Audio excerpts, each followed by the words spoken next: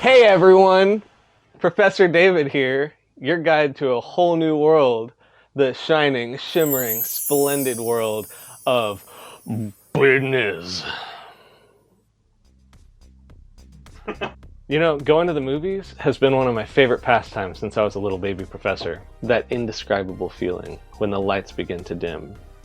15 minutes of trailers feels like 30 minutes. And a family of 6 arrives late, eating nachos and pizza all throughout the first act. TikTok, full brightness. As the Wesley successful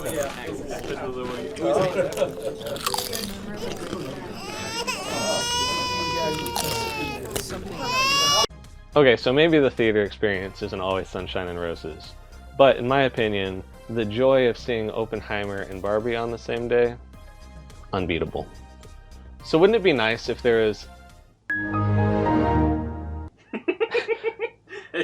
My favorite ones are when you shut down. So wouldn't it be nice... Sorry. So wouldn't it be nice if there was a company that lowered the barrier of entry for the theater experience? Wouldn't it be nice if there was a company that made the process as simple as having a Netflix subscription? Well, guess what? There is! And it failed spectacularly. Or did it? Today we're going to talk about MoviePass. And much like the films that this service allows you to see, we're going to split this story up into 3 acts. Its meteoric rise to fame, its tragic fall from grace, and its rebirth from the ashes. Our story begins with our founders, Stacy Spikes and Hammett Watt, the creators of our intrepid protagonist, in the year 2011, the year of Skyrim. Unlike the Dragonborn, however, MoviePass has to do a little more leveling up before they enter into the open world. During this time, they conduct beta tests of the service to get the feel for their customer base, work out any bugs, try out the system, and getting a working model before they release it. Unlike Bethesda. Along the way, a rival approaches to challenge our hero, none other than Nicole Kidman's House of Dreams.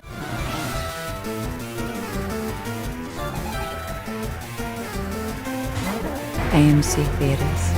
After an initial butting of heads, as is the case with all great rivalries, they eventually came to respect each other's abilities.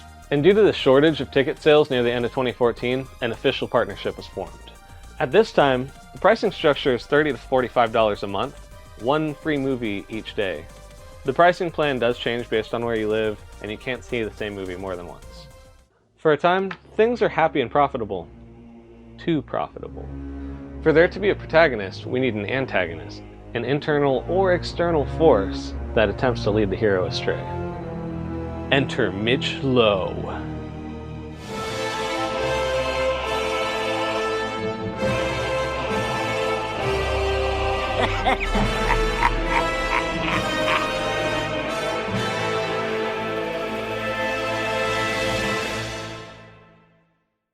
Now, the new CEO of MoviePass, ousting the original founders in July 2016.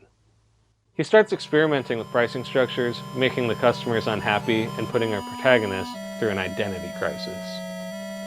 But they were all of them deceived.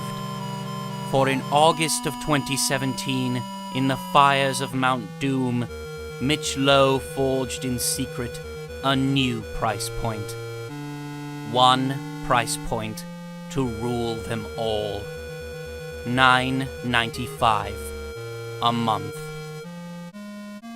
That's right, for less than the cost of your average avocado toast, you can watch 1 movie a day.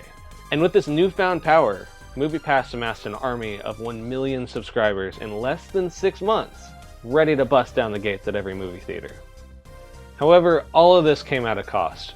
For AMC, in a top 10 anime betrayals type moment, they could no longer follow their ally down the path that they had chosen. I don't get it! What happened to make you like this? Why are you doing it?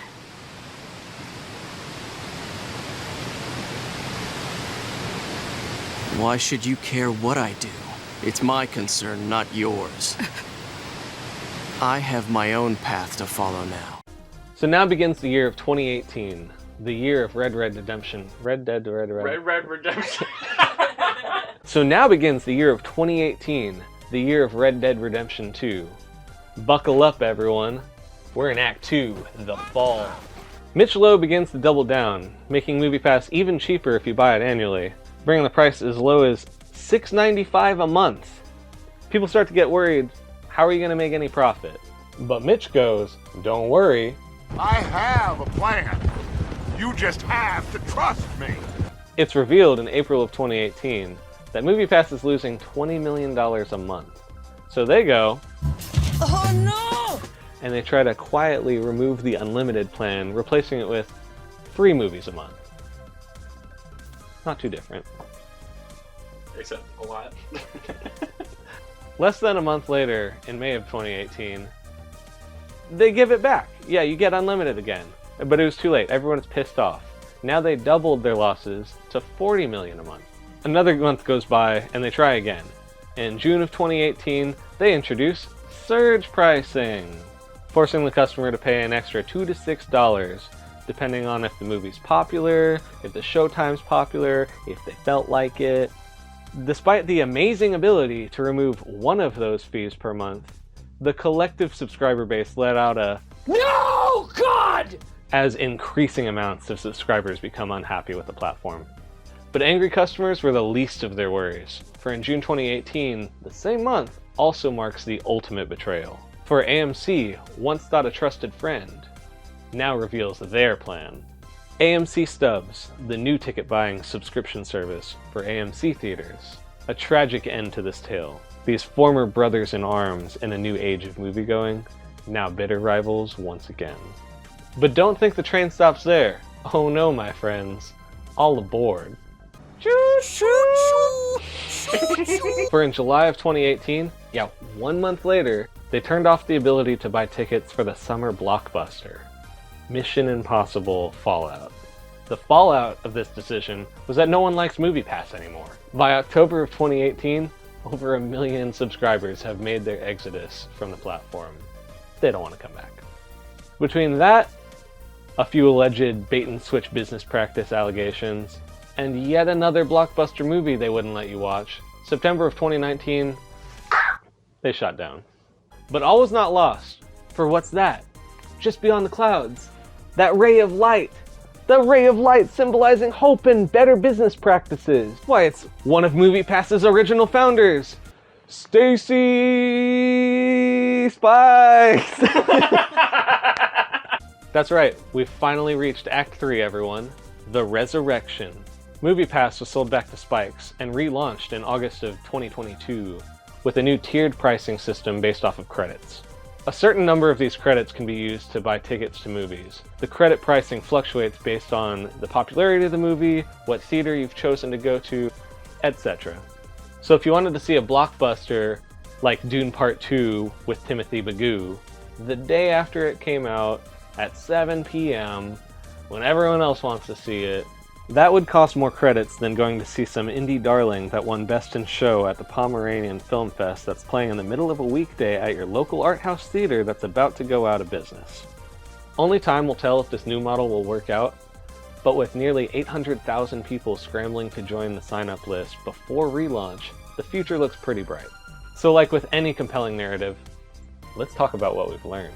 First is the power of a good narrative. It's always good to create a clear and compelling story that actually resonates with your audience. MoviePass in its early days had a very clear narrative. Unlimited movies for a low monthly fee. This spoke directly to movie lovers, it disrupted the market, and it gave you a clear understanding of what you were going to get. It positioned MoviePass as this wise guide, this mentor, this person offering you the tools you need to go get what you want, providing a plan that is concise, that you can trust. Which leads me to the next point. Building trust with your audience is paramount for success. When they slashed their prices to $9.95, it was a bold move. It was very clear, everyone understood what they were getting, and it shook the whole market around like a baby. However, the balance between just doing it for the market shares and actually having a plan, it wasn't there. So it fell apart. The continual changes of services, surprise fees, removal of services led to a growing dissatisfaction among the customer base. I would warn that breaking the trust of your user base, whether it's through opaque business practices or just unmet expectations, it's a surefire way to get your clients to hate you and never trust you again. Understanding and adapting to the actual needs, the true actual needs of your clients, is pivotal to making it through. MoviePass wasn't able to adapt with their prices and what their clients actually needed. So they just continued to spiral back and forth, flailing around, spamming the same move over and over. For some reason I'm thinking about Magikarp using Splash. According to my analysis, customers didn't just want cheap movies, they wanted reliability, transparency, and respect. And what you told them they would get. When the psychological needs were not met, the clients revolted, and the company collapsed under the weight of all its broken promises. You should maybe listen to your user base, because most of the time they're trying to tell you something, and if you just shut the fuck up and listen to them, they'll tell you the answer, and you can just listen to their answer and then use their answer. Use their answer! Okay. Personal qualms here. Very aggressive. I relate to this one. Okay, Professor. Third and finally, failure is not the end. Stacy Spike's triumphant return to the helm is a really good indicator of the end is not the end. You can start again, and you can always revitalize that passion back into your business.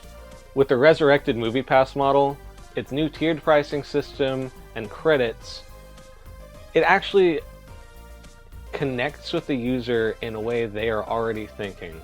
This movie's valuable, I really want to see it. They'll pay a little more for it. I can go in this random time no one wants to go. The client's already there, that's where their thoughts already are. You're not forcing them into some stuff and you're not tricking them with hidden fees and bullshit. Spikes recognized the need for a comeback, turning downfalls into upfalls, setbacks into set forwards. What is the word? Comebacks, setbacks, comebacks. You wrote this part. I know, but I can't say it. Spikes recognized the need for change and embrace the ideology of turning your setbacks into your comebacks, making your downfall into your upfall. The story of MoviePass is a vivid example of how a passionate idea can just take the market by the balls, but it can also unravel just as fast if you don't have a clear foundation and understanding of where you're going, what your clients want you to do, and if you're listening to them or not. Everyone likes a good redemption arc, but it's gotta be believable.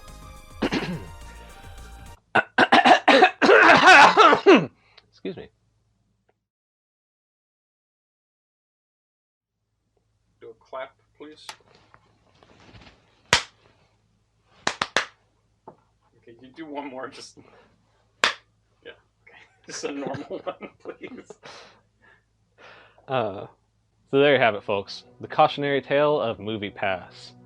The app that flew too close to the sun. Go, boss. Thanks, man. If you're curious and want to check out the new pricing model for MoviePass, we left the link down below in the description, as well as all of the links we used for resources and references in this movie. Movie? Oh god. If you want to know more about the topic, I recommend watching MoviePass Movie Crash, documentary about all of this jazz. Honestly, the pricing model alone might have been enough to sink the company, depending on how they handle their clients.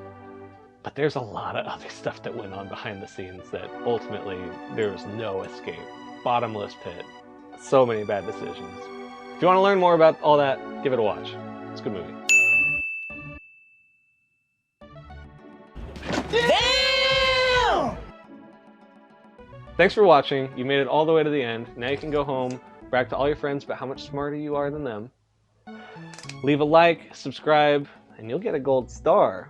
And follow along if you want to see more business advice and me softcore talking shit.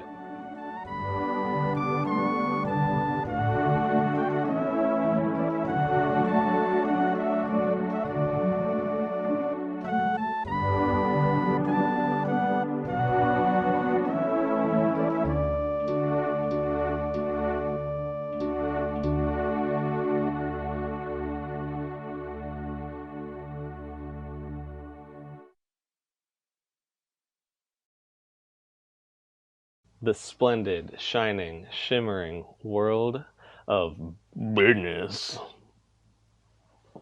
Shining, shimmering. I did it backwards, didn't I? Shining, shimmering, splendid. I don't know what you guys are talking about. It's how the song goes. What song? A whole new world. Your guide to a whole new world. The splendid. No, I already fucking lost it. Shining, shimmering, splendid. Shining. Okay, it shines, and then it shimmers, and that's splendid. Okay. The shining, shimmering, splendid world of business. Perfect. Awesome. Yeah. That was great. Adding that to the list of things I never want to say again.